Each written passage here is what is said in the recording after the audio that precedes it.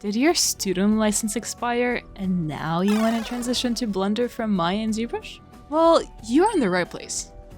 I myself just graduated a few months ago, and there's like this window before you get a job and get the job paying for your stuff. You have to somehow create art in the meantime. Don't really have the money to pay for Maya and ZBrush. So here's a tutorial. First of all, let's talk about the basics. How to navigate Blender. My biggest suggestion, don't touch Alt. Everything is done with the middle mouse. Just middle mouse, you are zooming around it. Shift middle mouse, you're panning. Just middle mouse, the scroll gets you further and away from it. Or you can press Control and with middle mouse, go up and down. So we covered the basics. When you open Blender, this is what you see. The little thing in the center is actually something like an origin point, like in Maya and ZBrush, but it's a bit more funky in my opinion. To add anything into the scene, you press Shift A. And here is basically everything you need. I just deleted the cube to put a cube back into the scene, but it's okay. Top left, if you click on object mode, you can transition to all of your different modes. You need edit mode to edit it. However, there is a shortcut with tab. I personally don't like using these workplaces over here, I like creating my own. You can do that by aiming over here and just dragging it out. And you can do that how many times you want, honestly. And over here, you can go to any editor, or if you can go from another perspective if you'd like to, anything works. To lock into 2D mode, how I just did over here, you press Alt and middle mouse, and it kind of locks you on whatever you are closest to. In edit mode, how do we even navigate? You have to press 1 to select vertices, press 2 to select edges, press 3 to select faces. The same buttons as these ones over here. To add edge loops is Control R. And then you can like move it around left and right. Usually when you add almost anything into Blender, there's a little thing that's gonna pop up in the bottom left, which if you open, you can modify what you just added, which usually comes out really useful. If you wanna select an edge loop, you're gonna press Alt and left click. To move the object, you're gonna press G, and it's gonna move alongside your cursor. If you press this one over here, the move button, it looks similar to the Maya one. If you press S, it's gonna scale for you. If you press R, it's gonna rotate. It's rotating differently than you're used to in Maya. And if you press Shift and Space, you'll be able to see all of them over here. The transfer one might be the closest to what you're gonna see in Maya, because it's gonna rotate as you're used to it, and it's gonna move how you're used to it. In edit mode, a lot of shortcuts are the same. For example, to extrude, it's E, and then you just drag it out or do whatever you want to it. To cut, you press K, and 2 left clicks and a right click to stop the selection from going on, and then enter to enter your new cut into it. So for example, I'm just gonna make this simple thing over here just so I can showcase another thing to you guys. There are a lot of stuff that's gonna modify your workflow, for example. We go into modifiers and go for a bevel, and now it's beveling depending on what angle is going on here. However, if you do want to bevel by hand, you can select whatever you need and press Control B, and then you can pull out your bevel. You can do different ones. Usually the defaults are all good. The segments is probably the thing you're gonna want to change the most. And to smooth it all out, in object mode, we press right click into Shade Smooth. However, if you want to make some edges sharp, press right click and go into Mark Sharp. To isolate an object, I'm gonna select the object I want and press backslash. Same thing as Control 1 in Maya. You would think deleting stuff in Blender is easy? Try again. Well, it is easy, it's just a bit more complex than you would think. So I want to, for example, I added like an edge loop here. Now I want to delete the edge loop. I press X, and there's a whole selection of whatever I'm looking at. So what I actually want to press is dissolve edges. This will do the job. But look what will happen if I press just edges. You want to use delete faces, but dissolve edges. Another quirky thing about Blender is how you cannot select through the mesh. Well, if you go over here, oopsies, and you want to select some faces, only the face that you see will actually be selected. For example, like this, boom, it's not selected. There is wireframe you can go into and select there, or you can toggle your X-ray, boom, and you can do it this way. And as well as focusing, The F that works in Maya would not work in here. I have a shortcut to focus on my object so I can pan around it easily. But if you want to create your own shortcut, it will be in View and Frame Selected. And if I add a new modifier that's called Subdivision Surface, it's gonna basically bevel everything and make everything very severely smooth. You might see a couple of different workflows on TikTok. One would be adding edge loops and pulling it to the right and left or whatever to create more of a hold. Or you can basically do the same thing by beveling it.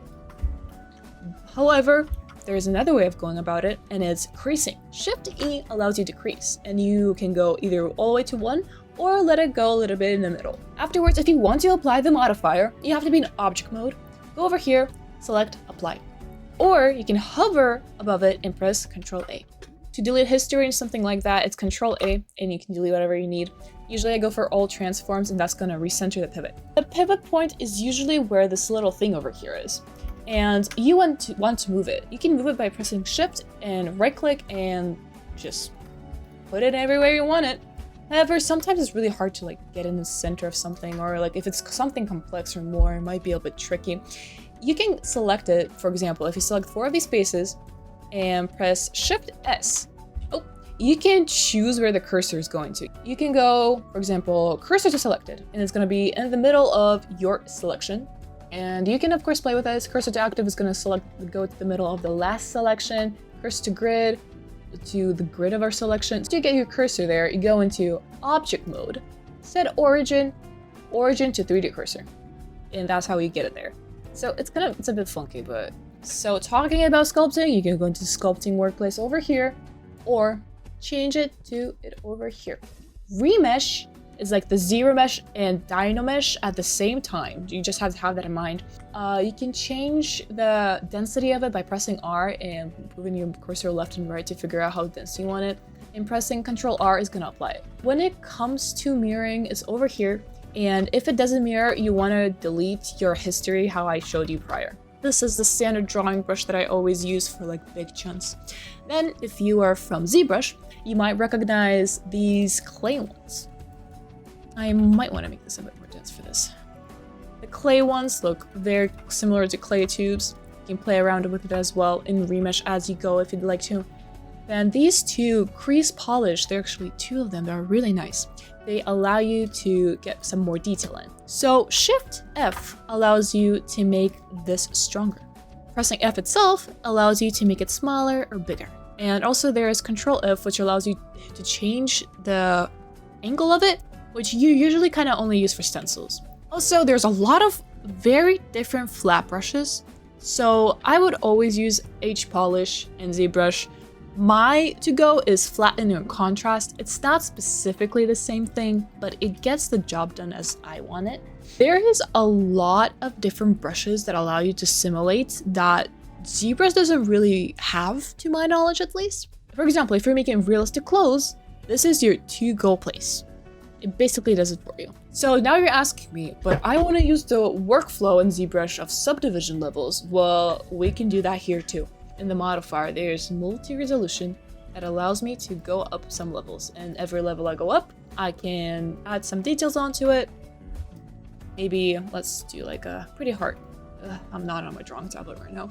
And then in sculpt mode, we just change it here. The only thing to note that when you're in edit mode, it is always showing you your 0. So in object mode, I want to see the 4th one, I'm gonna pull it over here. So the only quirk is if you modify this a lot with the grab brush, I forgot to mention that, what I should have, it might not mess with your very first thing. If you need your topology from the 0 level, but you want the modifications in, you can just press apply base. And now your base is looking like this. However, if you kind of notice, it might like blow some of your vertices off, and it goes bigger. Here is a little trick that Blender is really cool at. So let's duplicate this. It's going to be Shift D. And our cube 001, we're going to apply the 0 that's going on. It's a little bit blown out. We're going to do apply. And now I'm going to show you the shrink wrap modifier. Boom. Now with this little tool, we're going to select the cube 000. You can either do that or you can type it over here. And now it shrink wraps onto the object beforehand. Isn't that like so cool? Now we can apply this. And now our initial topology that isn't great, but for demonstration purposes works, is shrink wrapped to our high resolution. When it comes to sculpting, especially if you come from ZBrush, you're gonna be like, oh, all the stuff that I used to remember, all the shortcuts, they're not here anymore. Well, you can create your own shortcuts. So if you hover over one of the brushes and press right click, you can assign it to quick favorites or assign shortcuts. If you assign it to quick favorites, when you press Q, it's gonna show you all of your favorite brushes and you can just select from there, or press the first letter of the brush and it's gonna do it for you. Or you can select shortcut same way as you would in every other program. So something to note while using the multi-res that's similar to subdivision workflow from ZBrush, you should be very careful about the remesh because it's something between ZRemesh and Dynamesh in my opinion, and it will create triangles. For example, there's one over here.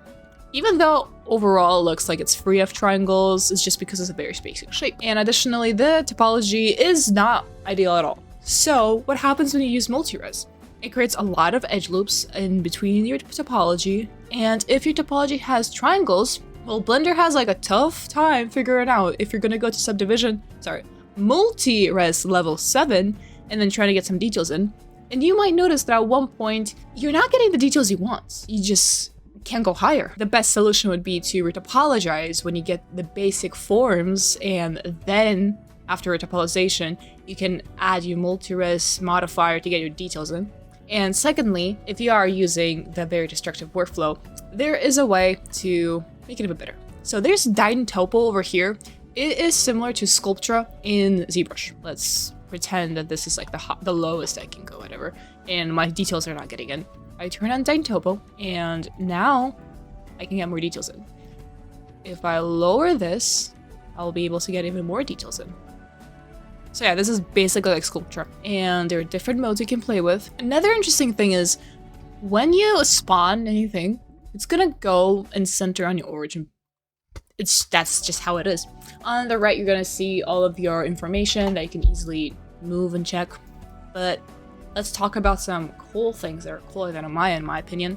So Shift A and go to curve, and when you can edit it however you want it. There's also like always like a default how the curve looks like. And over here, you can play with everything to it. First of all, geometry, self-explanatory, you can easily add geometry to it. But here is a cooler thing. If you create another curve, I'm gonna use a circle for this demonstration, and do whatever to the curve, go to object and press on this, it's gonna follow whatever you have going on here.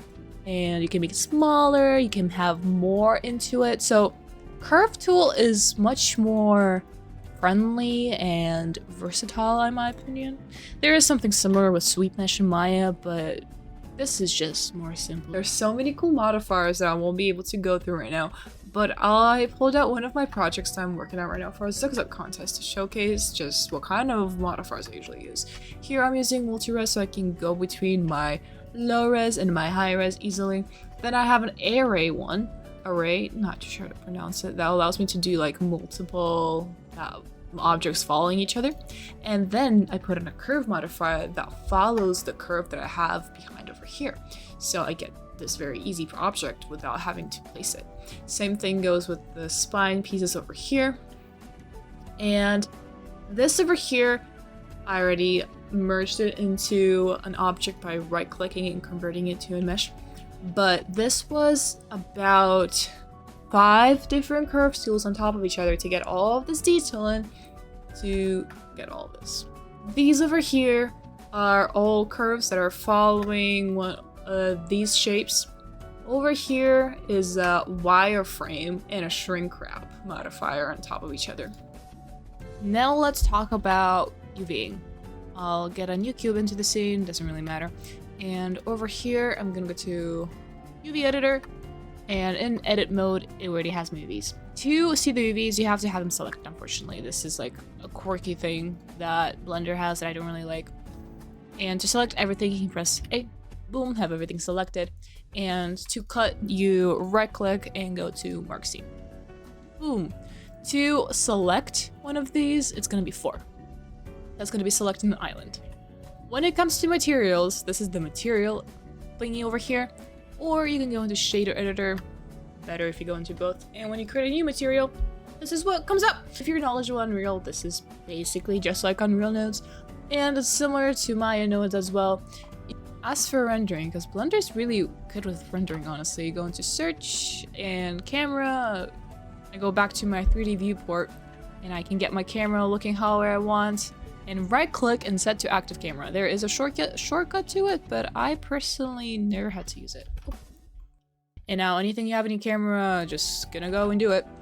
To key something, you have to hover over it and press I. For example, I wanna do a simple animation with the camera. I'm gonna press I over the location and the rotation, and then I go to 120, and I do something crazy with it. Wow! And I'm gonna press I all over it again. This is what I have. Maybe not the most proficient animation I've ever done in my life, but it gets the job done. And to play with the time editor, like there's a time editor, there's a graph editor, honestly, everything just like it. And when it comes to rendering itself, you're gonna be doing either Eevee, either cycles. I've never seen a person use a workbench, honestly. Eevee is more real-time, gets the job done much faster. A lot of renders that I've done on my ArtStation are actually done with Eevee. And I've used cycles only when I had VFX and opacity masking. So there isn't too much you want to like mess with, honestly. Want to get the resolution higher, maybe a frame rate difference. Make sure that you choose your output if you are doing the video. And if it's an image, you're going to render the singular image by pressing F11 or going over here and doing render. And you're going to save the image to desired place afterwards. Only thing I would say you want to turn on is probably ray tracing. Play with the volume if you want. I genuinely leave it the same. Samples, I usually go for the render samples at least at 100, maybe 200. Depends how complicated everything is and how long of an animation I have going on. It can change the focal lift perspective over here. And actually you can change the perspective of everything you're modeling in. You press N and you go into view and you can change this focal length. I know people don't usually like 50, though I'm okay with it, but here you can just easily change it. These over here are the gizmos and the extra information you have on screen. You can turn it on and off. Thank you for watching my video. This was a very brief, honestly, and quick tutorial for people who want to transition into Blender ASAP from Maya and ZBrush. So if you have any questions, let me know. I will catch you in my next one. Peace.